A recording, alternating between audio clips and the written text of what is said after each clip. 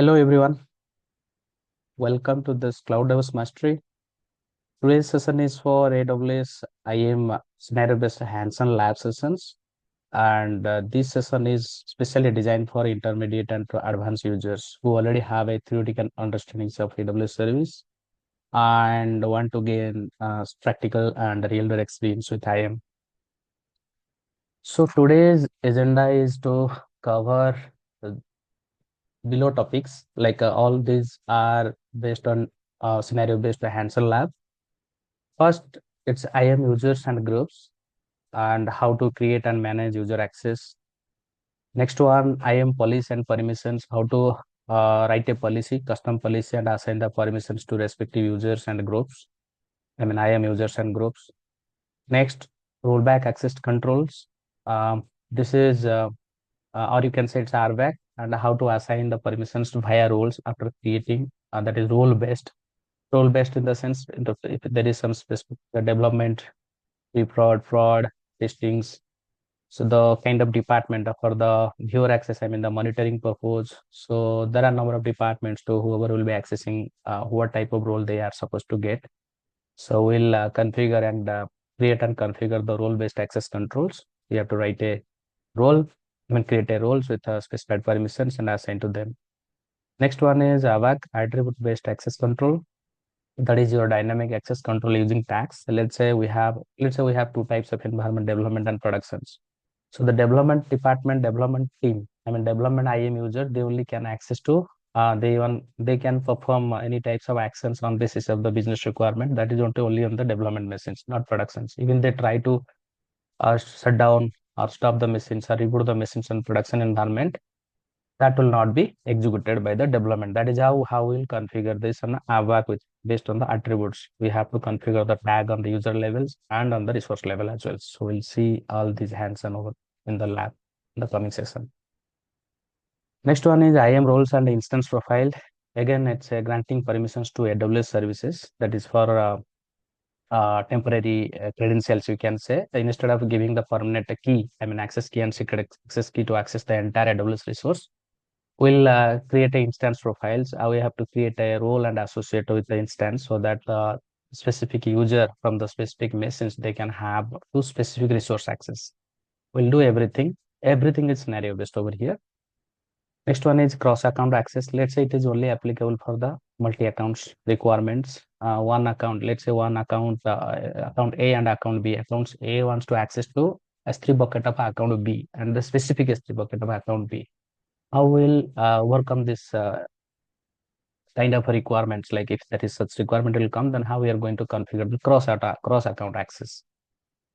Next one is IAM federations. It's for multi-account setups. So when there is a enterprise level organizations, even there is more than one accounts, we can configure and integrate all the organization and all the accounts under single one organizations, AWS organizations. And there itself we can manage multiple accounts in a single consoles and the specified permissions to specific groups. Let's say development, productions, testing group, let's say monitoring groups. So we can assign a billing department. We can assign the specific permission to specific department by integrating all the accounts under one umbrella, under one organization. So how we are going to use and integrate with a single sign-on. So that means I mean to say, so in the sense, like you are not going to log in each and every account one by one. So you can log in with your same credentials, to manage multiple accounts from one consoles. That is your we'll do integrations with authentication. So here we are going to use identity providers, that is AWS native one, and other than there are other external other authentication like your Active Directory, other SAMLs and Okta. So these are different external authentications. Identity providers, you can say. Next one is multi-factor authentications. Again, it's a security based, right? As part of the security based practice. Let's say we have hundreds of IAM accounts. So everyone is accessing with their username and password, but no one is logging the consoles with the multi-factor authentication. So for that, we need to enable multi-factors for each and every accounts, and we have to install that Google Authenticator tool in our phone. The time you log in, it will ask for the give the code, then you can log into the consoles, then you can perform your task. Next one is your permission boundaries and service control policy. Then how we are going to restrict the access within AWS organizations. And the last one is IAM security auditing and best practice with the help of the AWS config and cloud tools. We are going to perform all these scenario-based answers. And at the end of the sessions, we'll discuss about the best practices and security recommendations and open question answers. Yeah, yeah, that's all. Now we can jump in and start the first topic, IAM users and groups. See, this is the scenario you can see. This is the scenario you can see. We are going to use the service for IAM. IAM is one of the AWS service, and remember, IAM is the heart of the cloud. I mean, without this, you are not going to manage your infrastructure, and this is one of the most important service, and that is how it is. It will be deep dive with the kind of you if you want to be ninja, then you have to complete all the lab sessions what I have shared on this today's agenda. Let's say we have four departments. One is admin, administrator, second one is development, third one is operator, fourth one is billing.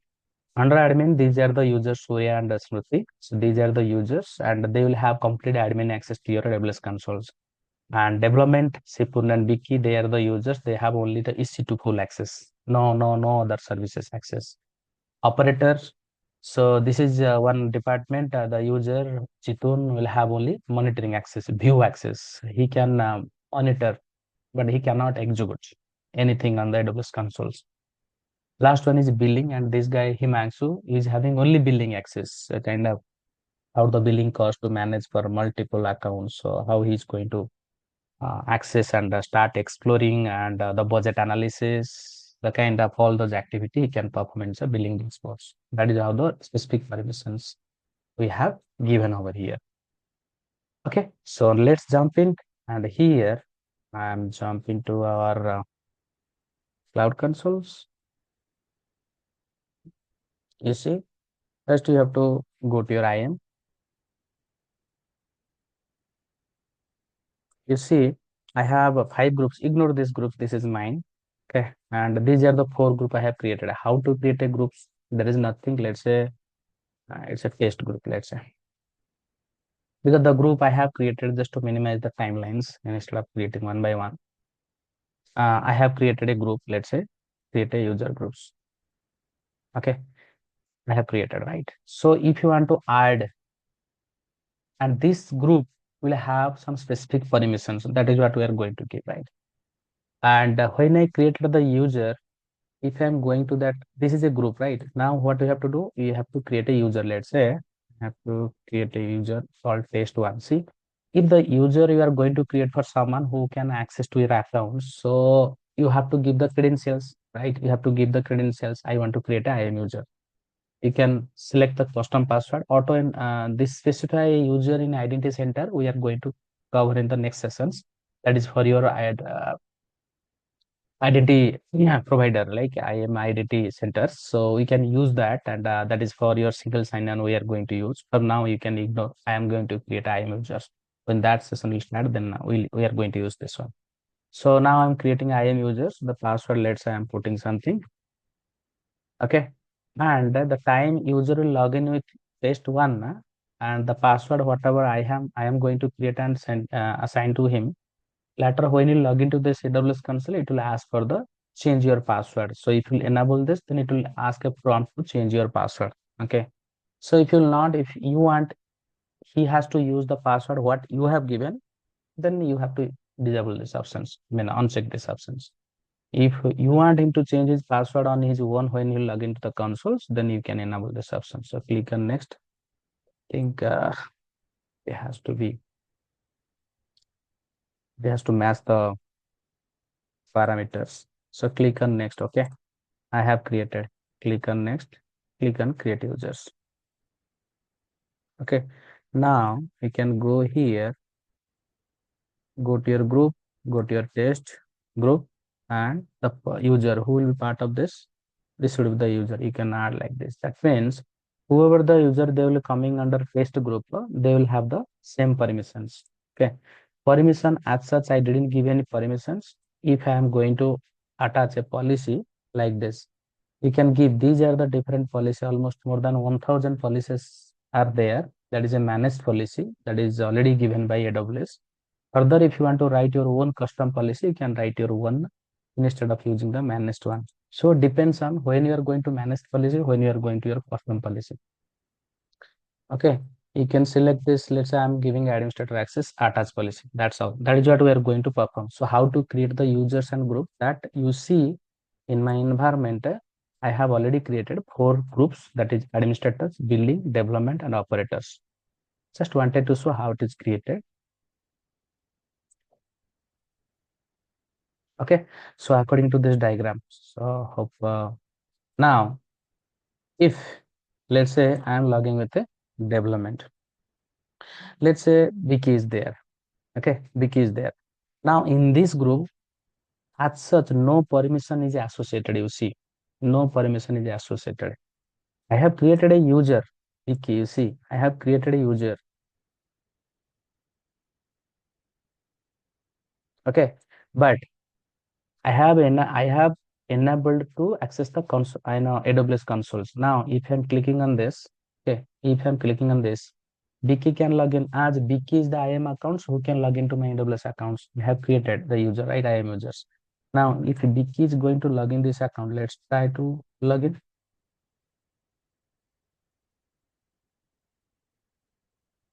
Now, come out. Let's say this is the console URL I have given,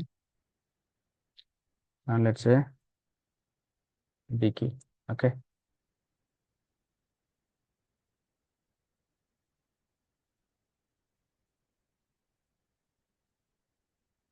Okay.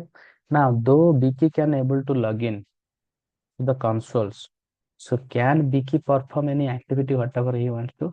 No, because none of the permission is given to Vicky.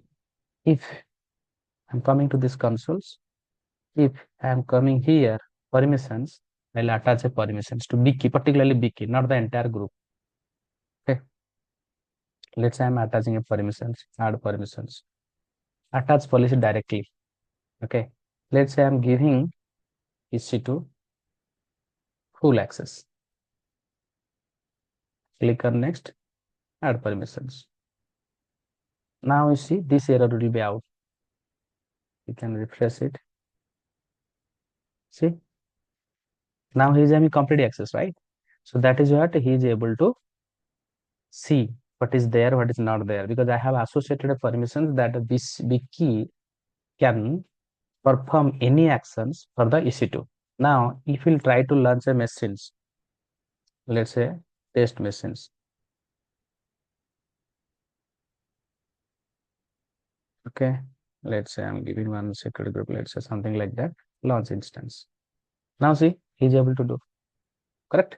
So that is what, unless I give a permission to Biki, simply creating the user, that doesn't make sense. Someone can log into your console and start performing any activities. Unless I give the permission to Biki, Biki cannot launch or perform any task for the, particularly for the EC2 service, because I have given the permission for EC2 full access. Whereas, so the same, though Biki is the part of development department, but similarly, Sipun also is part of development department, they have group. But permission I have given to Biki only can perform. Now, user wise permission I have given, right? Now I can remove this. Okay. Now I have given the user wise. Now come to group, go to dev. I can give group wise. So when there is such in the real time, normally it's not about user wise we give the permissions unless there is certain kind of exceptional requirement come. Otherwise, we categorize in different departments.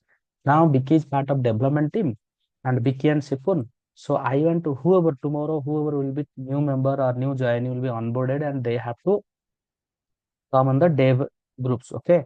And the permission what will assign that will be effective to all users. Let's say I am attaching one permissions over here. Now this is called permissions or the policy you can assign to a user or group or it is a role. Clear? So now that is what I'm trying. So I have assigned a permissions to user. Now I'll assign a permission to group. Let's say I'm giving EC2 full access. attach policy. Now, when I associated this policy to this group, that means whoever the user coming under this group, they will have the same permissions. I mean, they can perform any actions for the EC2. From EC2 level, any action they want to perform, they can create a machine. I mean, they can launch a machine, they can stop, they can start, they can reboot, they can terminate, they can create EVS volumes. Whichever is part of your EC2, they can do everything. When you go to EC2, they can perform everything, all the services you see, right, from the EC2 perspective. So this is all about how to create users, groups, and how to assign a permissions to users and groups. Okay. Yeah, that's all about the users and the group. This is the basic just I'm trying to cover before we jump in. Okay. This part is over. Okay.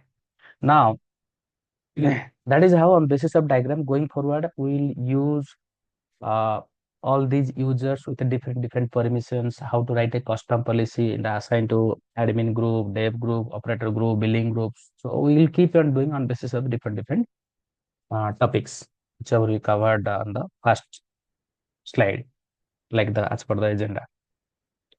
Now, yeah, that's all. Let's jump into IAM role and policies. See,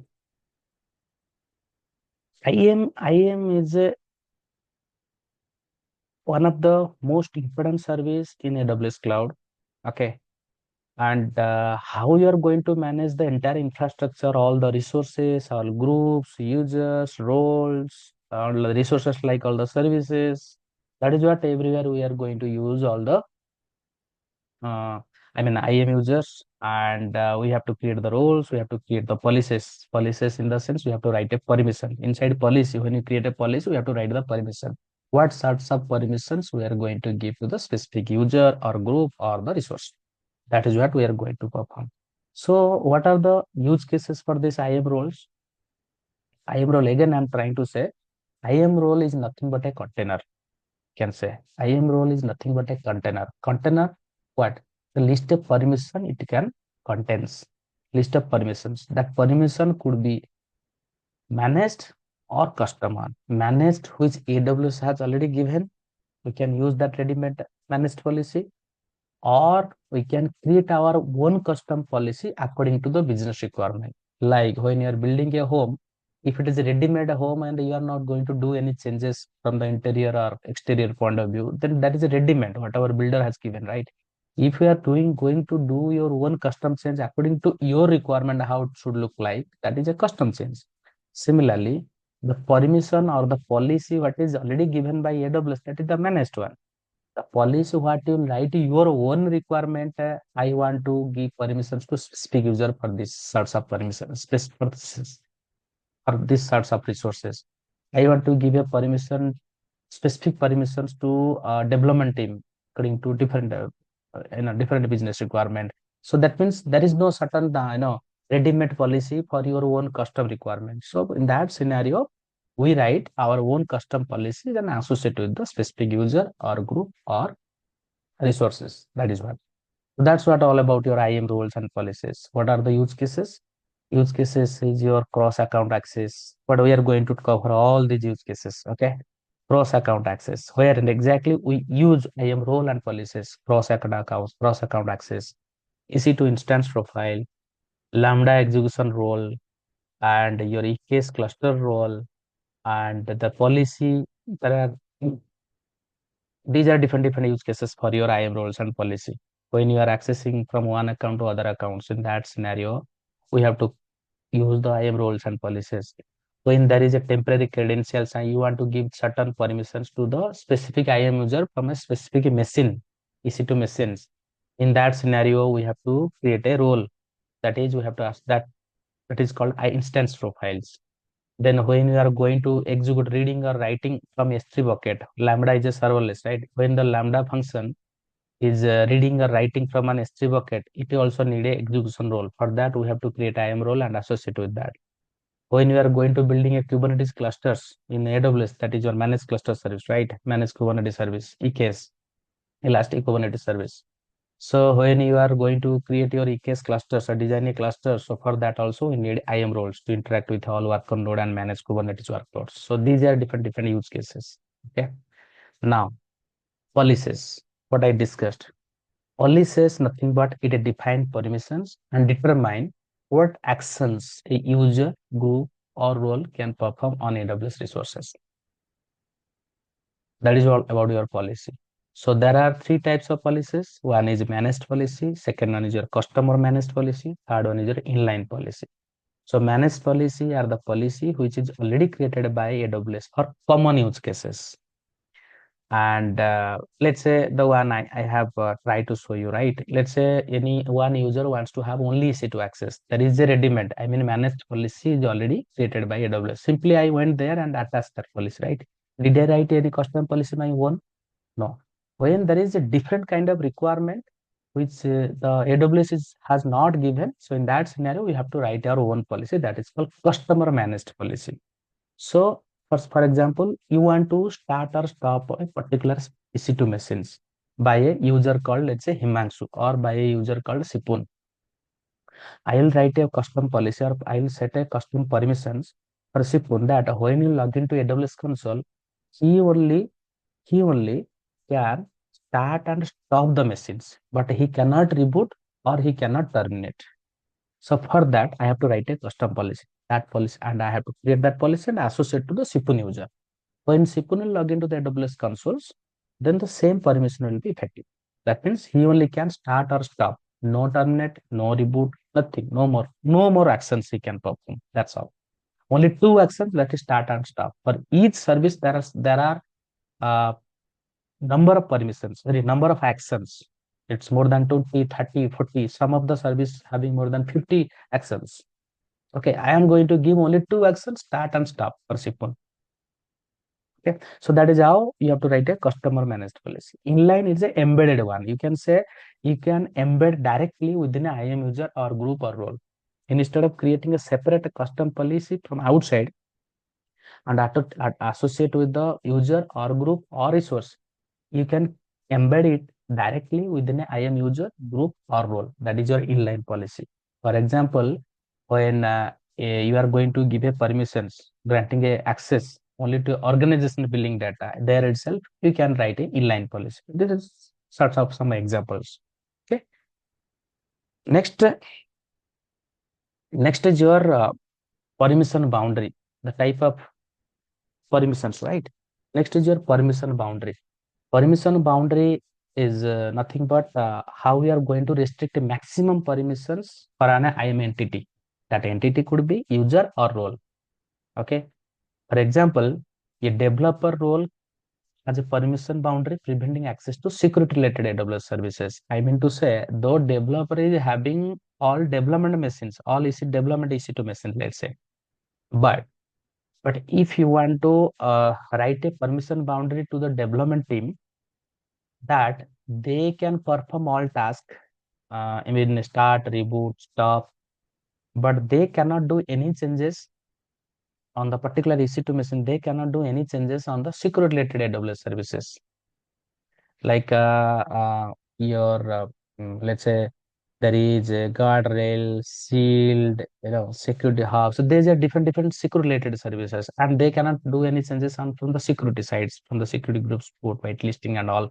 If you can write and set a permission boundary, they can perform everything, but they cannot do any changes on the security related services. So you can write a permission policy and associate in the permission boundary. And again, in other word, in general, I can say if a minister is the head of, chief minister is the head of a state, but there is some certain department, again, it is controlled by center. Though a chief minister is head of entire states, that doesn't mean like he can take the entire control, he can do whatever he want. No, there is some certain boundary permission, it is already set, some kind of authorities where CM doesn't have. It is only PM do have. So ultimately, center take care of that parts, right? So for that, center has set a permission boundary for the CM that you can take the entire controls, but these are the specific department you cannot take any decisions or you cannot take any actions unless there is a center involvement which is required. Okay. So in general, I'm trying to say everything will do in the lab with the hands-ons. Now next one is your service control policy. Now this is again additional layer of security. Okay, again it is an additional layer of security, like it is applied on the organization level. Only SAP can be applied only on organization level, AWS organization level, to enforce security across multiple accounts.